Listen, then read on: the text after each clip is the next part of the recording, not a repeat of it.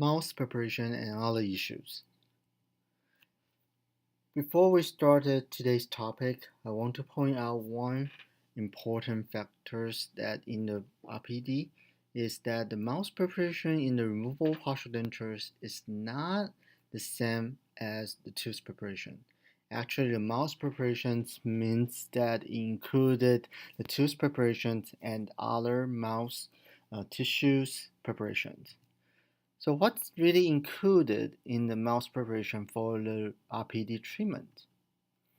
Actually involving the first the oral surgical preparations, the conditioning of abused and irritated tissues, the periodontal preparations, and abutment tooth preparations.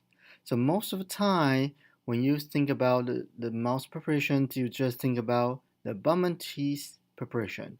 However, you can see that the periodontal and all oral tissues also need to be prepared, ideally for the RPD fabrications. So what's included into the pre-post surgery?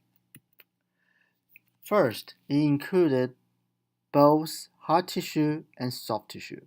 When we talk about hard tissue, it may be related to the bone or the teeth. So it could be a residual root, a hopeless tooth, or impacted tooth that you need to do a surgical extraction. Sometimes maybe the tooth is malposed, so the position is not good enough for your RPD framework design, you have to take it out. We also know that some patients have a torides in the mandible or the maxilla. They also need to be treated. The knife edge ridges, sometimes we can use a surgical way to trim it to prevent the hurting in the future. When patients started to wear the removable partial dentures, sometimes they will cause the soft tissues like hyperplastic growing. So those flappy tissues you need to be treated before you start the work. Somehow, the frenulum attachment, if it's too close to the ridge, which is what we call the high attached frenulum, that it will also cause the bolder seal for your partial dentures, then you will need to treat it before you start the work.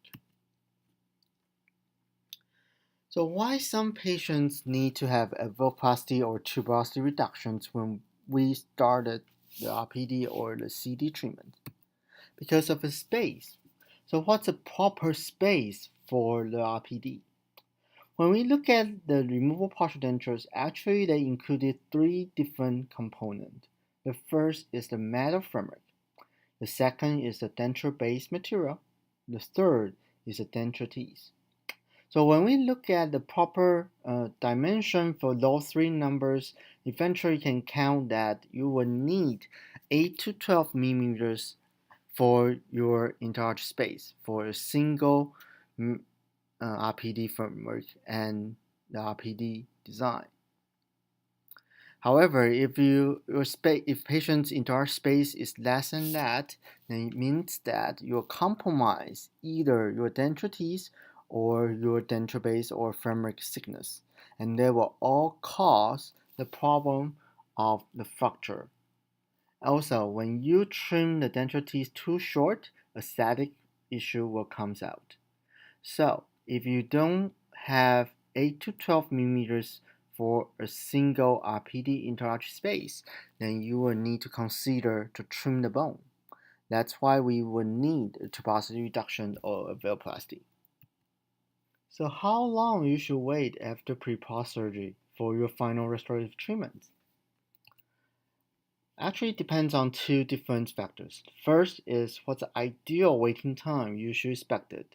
So the textbook tells us that you should wait at least 6 weeks, and preferably 3 to 6 months should be provided between the surgical and restorative dentistry procedure. That's why you always heard in the clinic that we say if you do a tuberosity reduction, alveoloplasties, then we will ask patient to wait 6 months because that will be the most ideal waiting period. However, it also depends on the extent of the surgery. For example, if you just extract like only 1 or 2 teeth, you may just only can wait about 6 weeks. Then you can move on because that's just a small amount of the tissue will change. So I would say it still depends on the clinical situations, different scenarios, but I want you to remember that at least 6 weeks is the minimum waiting time you should expect it. And sometimes if you need to treat like a valvoplasty or tuberosities, that 3 to 6 months is a preferable time. Now you already finished the hard and soft tissue preparations. What should you do before the teeth preparation? The first important is the RPD design. Think about that. You will need to have all those factors be designed first, so you will know where and how you prepare the teas. And remember in the school that once you do your RPD procedure, even you are just doing the RPD tooth preparation or either a survey crown, you need to have RPD design to be approved. And there is a RPD design and survey and design form in the axioms, which you need to finish that form first. When you look at the RPD design, remember you'll be told those RPD design in the RPD courses in your second years. So you can use what we provide you the KISS principle in the removable partial denture design.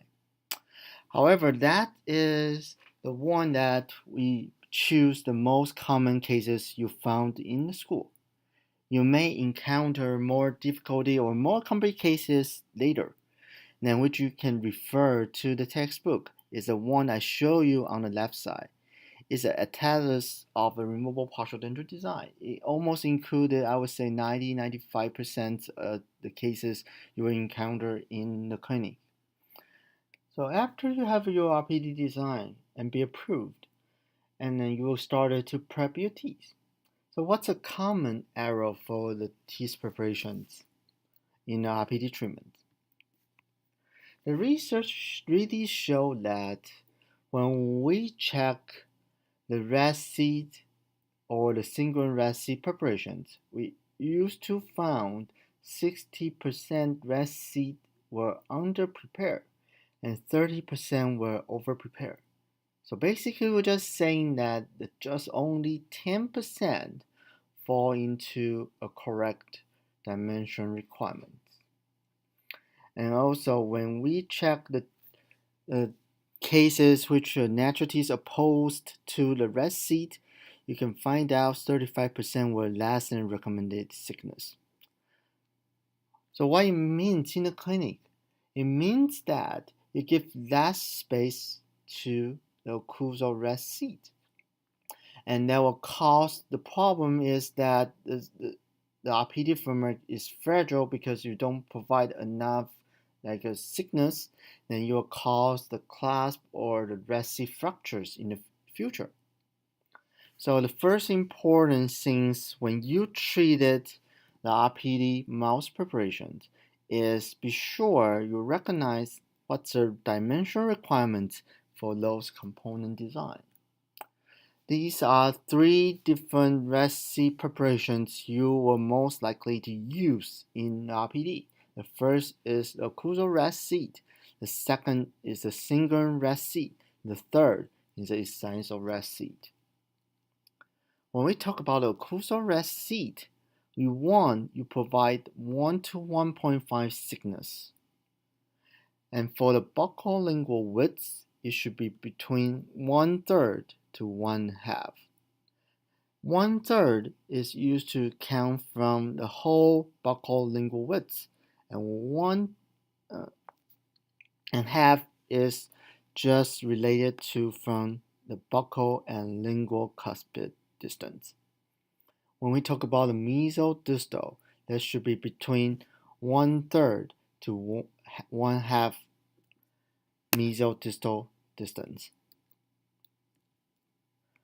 I also want to point out that when you prep the occlusal red seed, you should look, when you have a cross section, the image should look like the spoon shape. So the angle should be less than 90 degree. If you make it flat, like a 90 degree or over a 90 degree, that will cause the problem is that when you have an occlusal force coming down to the tooth, that resi will moving. Remember, occlusal resi is for support. So when we want to provide the support factors, we have to be sure when they get the force, they will have no sliding. So the tooth can be resisted to that occlusal forces. When we talk about the CINGULUM rest seat, that mesodistally they were between like 2.5 to 3 millimeters. However, sometimes you will treat some teeth a bit smaller, so maybe the number will short than this. But the most important thing is that you don't want to break through the mesial and distal marginal ridge of the canine. And when we talk about the facial lingual width, that will be between 2 millimeters. And the depth will be 1.5 millimeters. That's a requirement for the CINGULUM rest seat. If you prep the incisal rest seat, that the mesial distal will be between 2.5 and buccolingual will 1.5. Except rest seat, the guiding plan design and preparation is also important. When we talk about guiding plan design, actually they have three major concepts in the RPD history. They look similar, but they have some slightly difference. However, in the school that we choose to use the 1973 Dr. Crow concept for the RPI design. So in his concept that we will use the 2 to 3 height, mesial distal 3 to 4 millimeters width as our guidance when we prep the guiding plan. However, when you walk outside in the clinic after you graduated, you may find out some people use a different numbers because they use a different concept of the guiding plan. So first of all, you should ask yourself or ask the clinician to work with to be sure which kind of concept they want to follow.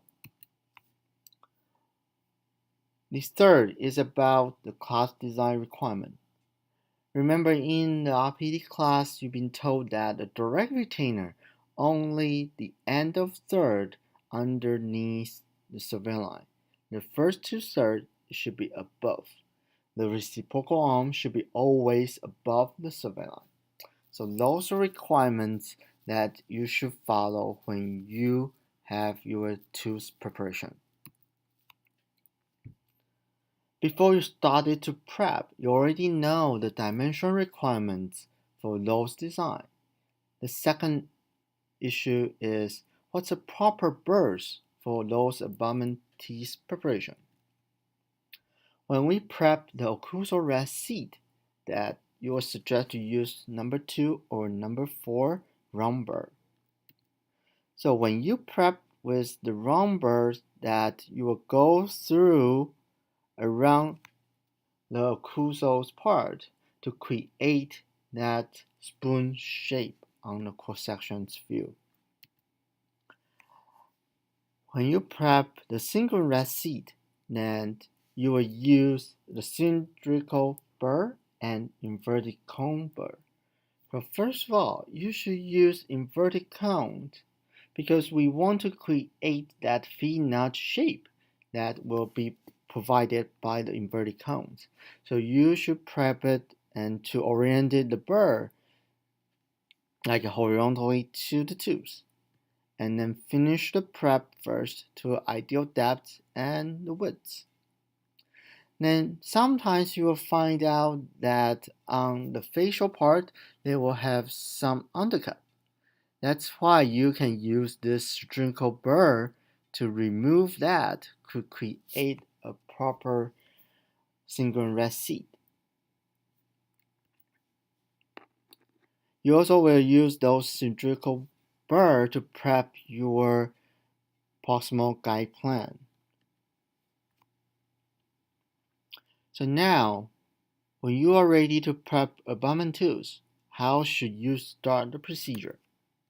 I highly recommend that if you are free, that you can read this article published in the Journal of Prosthetic Dentistry in 1999 by Dr. Roth. It's related to repairing teeth to receive a removable partial dentures as your reference guide to know how and what you should do when you do tooth preparations. So basically, they divided the steps into 6 different steps, and it's followed in sequence. So first is to establish your occlusal plan. The second is to recontouring the proximal surface. The third is related to the facial lingual surface, and then to finish the resi preparation. When you do your occlusal rest seat or proximal plate preparations, you should recognize that your preparation should always follow the established occlusal plan. So you should have your surveyor and your RPD design cast on the side so you can refer to your preparations angulation. When we talk about to prep the rest seat or the proximal plate, always remember that you should do your guiding plan, the proximal guiding plan first. The reason why we need to do our proximal recontouring before prep the rest seat is because we can prevent the sharp marginal ridge and to prevent the loss of part of the rest seat preparation. Because if you prep the rest seat first, the dimension requirement may be enough, but when you took out some proximal plate, that the rest seat dimensions on the mesodistally will be affected. So you will need to refine your occlusal rest seat preparations, which will cost you more time. So it's better to prep the guide plan first and do a rest seat in the last. And when you do a guide plan preparations, except just remember those dimension requirements, you also need to focus on is you want it look flat on occlusal gingivally, but it should curved buccolingually. It's not like you use a burr and just right cutting to the tooth and make it like a straight angle flat surface, because we still need to follow the curvature of the tooth once you do your preparation, and when you finish that curve from the buccolingually still need to be kept. So that's why I show you those 2 pictures to show you how it should look like after you finish your preparations. And if you need to recontouring the proximal surface on the anterior teeth, that you might want to create a little bit larger space so you can replace the teeth. The reason is that, remember, when you have a proximal plate, eventually they will occupy by the metal proximal plate. Those proximal plate will have you have less space to set up the teeth. So for example, if you need to replace tooth number 23, the tooth number 23 is 6.5 millimeters width. Then when you finish your guide plan preparation, that space should be larger than the 6.5 millimeters. Because if you just create 6.5 millimeters space, then eventually you are not able to set up the 6.5 millimeters teeth there. Also, remember, the original facial lingual contour of the proximal surface still need to be maintained, so those curvature still need to be maintained on your proximal plate. And when we talk about recontouring the facial and lingual surface of the tooth, first of all, when we talk about the retentive arm, you want more ideal placement on the bracing portion of a retentive clasp, which means that when you prep your retentive arm, only the terminal third into the undercut. When we say into the undercut, means that it's below to the survey line. So if your survey line is not properly as the picture shows, that you will be told that you need to do a facial or lingual service of preparation. When we do a reciprocal arm, remember they should be all above the survey line. And sometimes even you already have enough space to do your reciprocal arm. However, we will still suggest you to do some adjustment.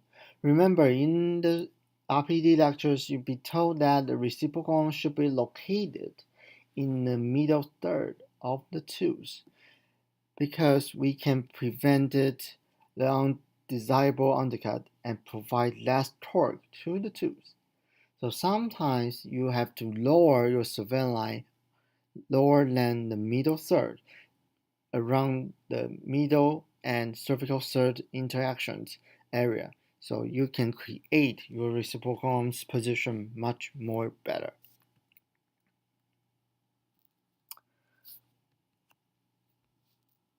And when you prep your rest seat, please refer to those numbers as your guide before you started to prep.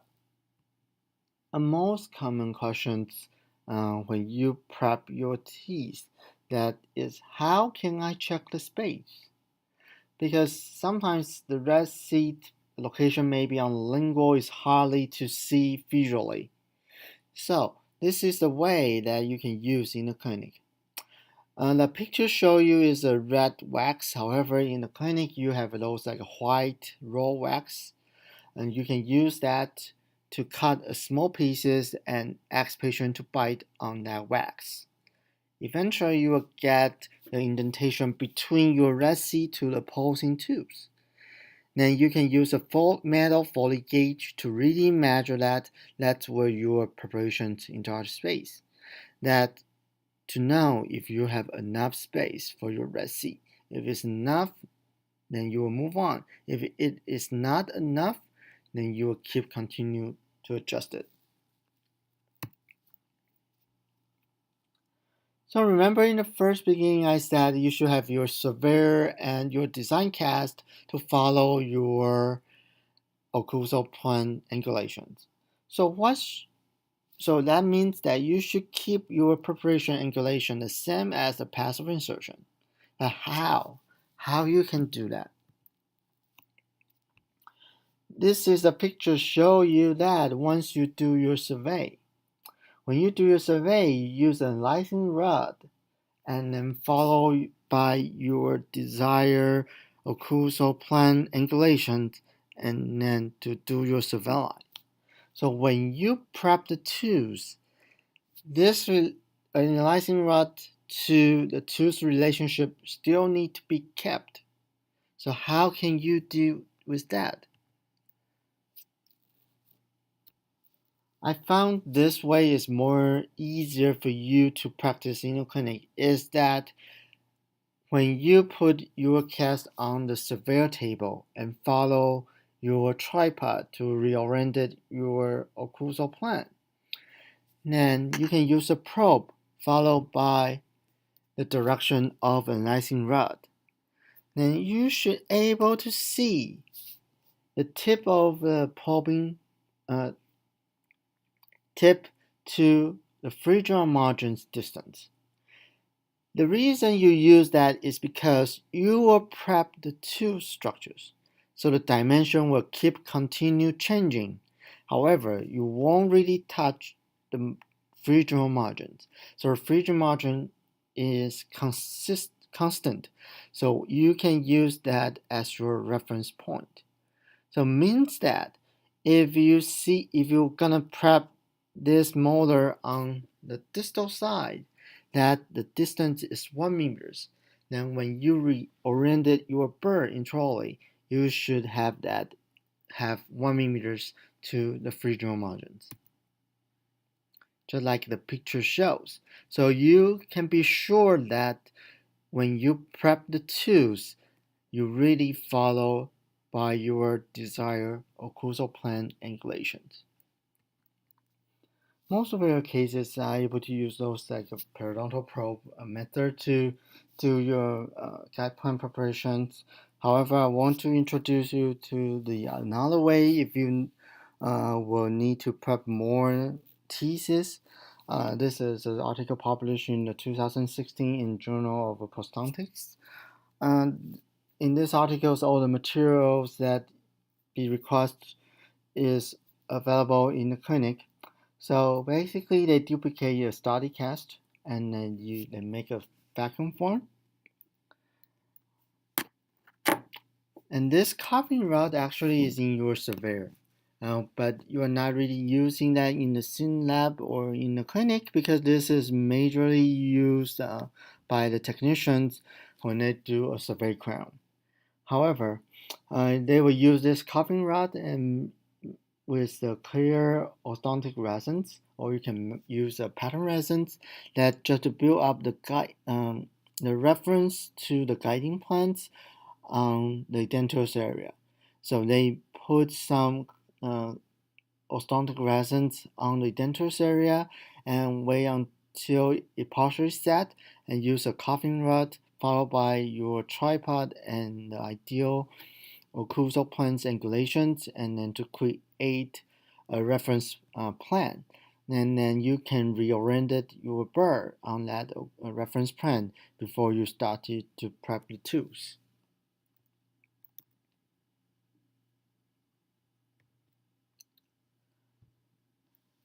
Sometimes you are able just to use your eye to visually to evaluate if you already finished your tooth preparation well. However, I would say some actual work, but it may worse is to do is that to pour the cast out and then re-evaluate on the surveyor and articulator. Be sure that you have enough clearance and angulations. When you treat the patients have a multiple modifications, means that you prep more than 4 or 5 different tools. That this way maybe will be highly suggested for you to check before you start the final impression. So basically, you will use arginate impression right after you finish your teeth preparations. And you want to pour out the cast as soon as possible. That's why you can use like a snapstones is a fast setting dental stone. It will set into 3 to 5 minutes. However, you may not really have that in the school. So if you don't have those kind of like fast setting stone, you can use a regular stone but with a stirring water. The regular stone setting time is around like 30 to 45 minutes, but when you use the stirring water, you can decrease to like 10 to 15 minutes. So you can quickly pour out the cast and then to use that cast on the surveyor to recheck your guiding plan and on the collocation to see if still followed by your ideal design. If you couldn't, then you can right after that to prep the tools, refine the preparation before you do your final impression. To save your time, actually once you are waiting for those cast setting, you can come back to the clinic and started to working on the procedure you're gonna do your final impression. For example, you can pour out the cast first, and during the waiting time, you can come back, started to do the boulder mold, or even prepare like a tray adhesive on the tray, and just be wait until you recheck your preparation angulation. Also, I would highly suggest you to recheck with your rest seat occlusal clearance with a probe or with your eyes again. Because in trolling, you may not able to use the oral mirror very well to look at that distance. However, if you have a cast hand articulating by yourself, then you will have more clear view to look at those clearance. Sometimes if you do a upper-lower RPD framework at the same time, that you might need to use the bioprecisions to be sure that you are really hand mounted correctly. So that will be the overall topics related to the mouth preparations. So please remember that the mouth preparations is included more than the tooth preparation. And also when you do a tooth preparations, the dimensional requirements and the proper burr selections and the angulations control is a three critical key point you need to kept in the clinic to be sure your tooth preparation is ideal. So if you have any questions related to today's topic, please welcome to reach me in the clinic or at my office. My room number is 333 in the third floor, or you can also send me an email related to today's topic's questions.